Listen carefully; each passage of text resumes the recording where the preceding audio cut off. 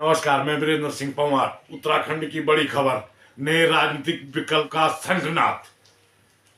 27 साल के बॉबी पंवार ने जो सड़कों पर बेरोजगारी, महंगाई, भ्रष्टाचार, अंकिता भंडारी मामले में मुखरता से कई सालों से लड़ाई लड़ रहे हैं। चाहे वो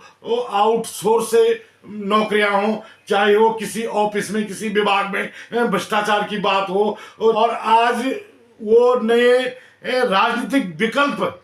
का संकल्प इस उत्तराखंड में करने जा रहे हैं, जहां लोकसभा चुनाव लड़ करके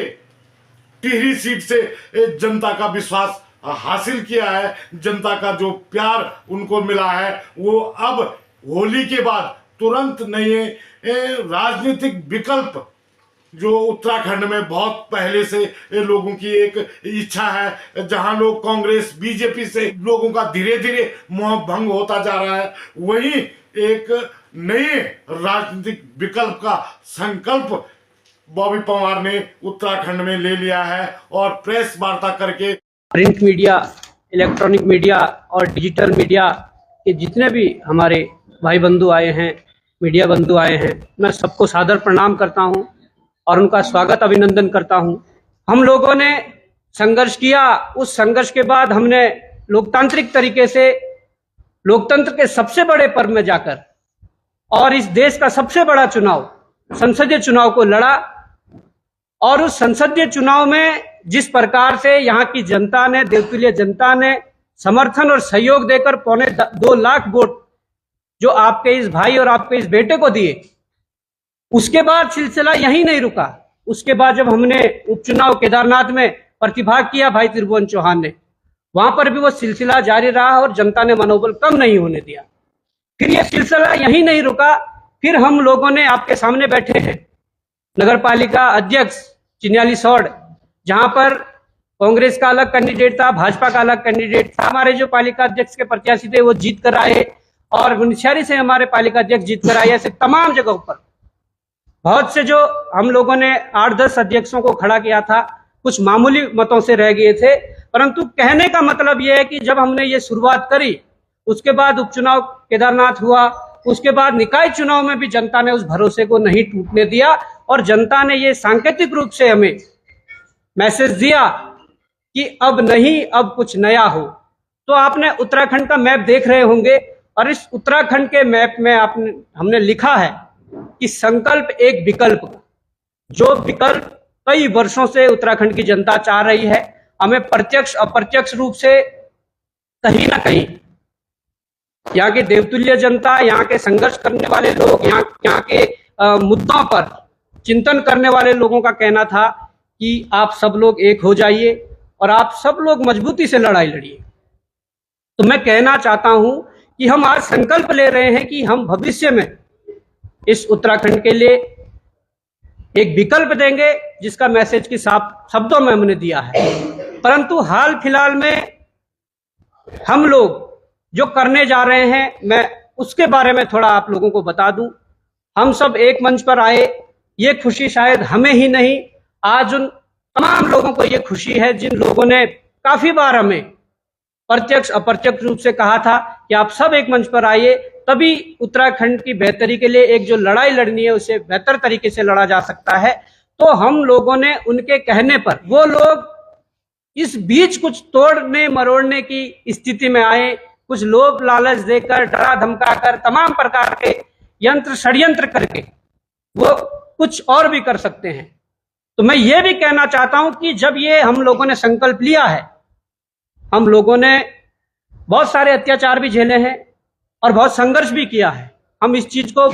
बेहतर तरीके से जान सकते हैं कि आगे क्या होने वाला है। आगे कारवां भी बढ़ेगा और निश्चित तौर पर बढ़ेगा, परंतु यह भी हो सकता है कि कहीं ना कहीं अगर इस प्रकार की कुछ चीजें षड्यंत्र होने लगे, तो हो सकता है कि कुछ चेहरे आपको दिखें, कुछ ना दिखें। भविष्य के लिए मैं ये भी बता देना चाह रहा हूं कि भविष्य के लिए कुछ चेहरे दिखें, कुछ ना दिखें, ये भी मैं स्पष्ट कर दे रहा हूं, क्योंकि षड्यंत्र जो है वो तमाम प्रकार के राजनीतिक दल और तमाम प्रकार के ऐसे संगठन जो सत्ताधारी दल या विपक्ष से पोषित होते हैं, वो लोग ऐसे षड्यंत्र करेंगे कि भविष्य में ये हो सकता है कि इस संगठन को तोड़ने की कोशिश हो, इस मोर्चे को तोड़ने की कोशिश हो और तमाम प्रकार की चीजें हो सकती है। तो उसके लिए भी अभी हम ये कह दे रहे हैं कि अभी हमने ये विकल्प दिया नहीं है, पर संकल्प एक विकल्प का है। हम भविष्य में हम 5 माह बाद दें, हम साल भर बाद दें, 1.5 साल बाद दें, परंतु इस उत्तराखंड के लिए हमारी ये कोशिश है कि इस उत्तराखंड की बेहतरी के लिए एक विकल्प हम लोग देंगे। वो समय निर्धारित करेगा कि भविष्य में जब विकल्प देना होगा कौन लोग खड़े हैं कौन नहीं है, परंतु हमारी जो ये कोशिश है ये निश्चित तौर पर इस प्रदेश की बेहतरी के लिए है। और इस प्रदेश में वो लड़ाई चाहे मूल निवास की हो, वो लड़ाई भू कानून की हो, वो लड़ाई बेरोजगारी की हो, वो लड़ाई भ्रष्टाचार की हो, वो लड़ाई इस राज्य में जो 25 वर्षों से परिसंपत्तियों का बंटवारा नहीं हुआ है, जहां पर आप देख रहे होंगे कि उत्तर प्रदेश में भी हमारे योगी जी मुख्यमंत्री है, यहाँ भी भाजपा की सरकार है, केंद्र में भाजपा की सरकार है। जब इस स्थिति में हम लोगों को परिसंपत्तियों का हमारा अधिकार नहीं दे पाए तो निश्चित तौर पर यह बड़ी लड़ाई लड़ना लाजमी हो जाता है और जरूरी हो जाता है। तो ये तमाम प्रकार की जो चीजें हैं इसको लेकर हम एक कार्यक्रम शुरू कर रहे हैं। चाहे इन लोगों ने भू कानून लाया हो, जो लचर भू कानून लाया है उसके खिलाफ भी है, जो यूसीसी थोपा है उसके खिलाफ भी है, और तमाम प्रकार के और मुद्दे जो हमने गिनाए हैं, और इसके अलावा जो स्थानीय मुद्दे होंगे उन मुद्दों पर भी है। तो हम लोग होली के तुरंत बाद एक कार्यक्रम जो लगभग 11 जिला मुख्यालयों में होंगे, और वो 11 जिला मुख्यालयों में 11 दिन वो कार्यक्रम होंगे, हम लोग उसकी शुरुआत करने जा रहे हैं। और उस कार्यक्रम का नाम जिला मुख्यालय में चिंतन गोष्ठियां रखा गया है। उस जिला मुख्यालय में जाकर तमाम सभी जो चेहरे हैं जो आपको दिख रहे हैं वो सभी लोग जिला मुख्यालयों में जाएंगे, वहां के जो स्थानीय लोग हैं उनसे संवाद करेंगे, उनसे चिंतन करेंगे कि क्या चिंताएं इस प्रदेश के लिए हमारे मन में है और क्या चिंताएं तुम्हारे मन में है, क्या उसका समाधान है, कैसा लड़ा जा सकता है। ये कार्यक्रम आज हम तय कर रहे हैं, इस प्रेस कॉन्फ्रेंस के माध्यम से इस चीज को पब्लिश कर रहे हैं कि हम इसकी शुरुआत अपने देवभूमि के प्रथम धाम हमारा जो है गंगोत्री को मानते हैं, यमुनोत्री को मानते हैं, माँ गंगा और यमुना का उद्गम वहां से है। सबसे बड़ी बात कि वहाँ काशी विश्वनाथ जी की नगरी है। और ये जो कार्यक्रम है इसकी शुरुआत उत्तरकाशी जनपद के जिला मुख्यालय से होगी। ये 16 तारीख को होना है, और इसके बाद 17 तारीख को टिहरी में होना है, टिहरी जिला मुख्यालय में होना है। 18 तारीख को ये पौड़ी में होना है, जिला मुख्यालय में होना है। और 19 तारीख को यही रुद्रप्रयाग में होना है, 20 को गोपेश्वर में होना है, 21 को बागेश्वर में होना है, 22 को अल्मोड़ा में होना है, 23 को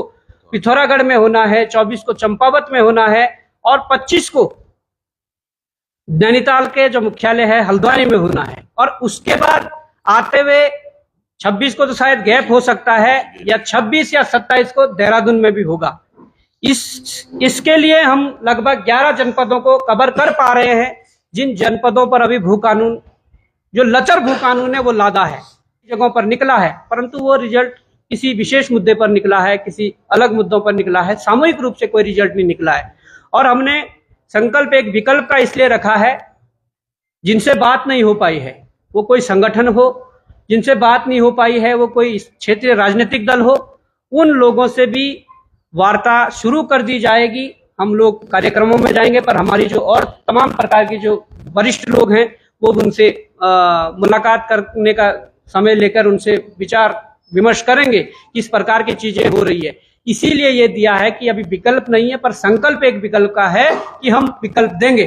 वो विकल्प 4 महीने बाद दें, 5 महीने बाद दें, साल भर बाद दें, 1.5 साल बाद दें, पर इस उत्तराखंड को एक विकल्प देने की जरूरत थी जो इस उत्तराखंड में एक नई क्रांति लाएगा। तो मैं इन्हीं शब्दों के साथ अपने वाणी को विराम देता हूं और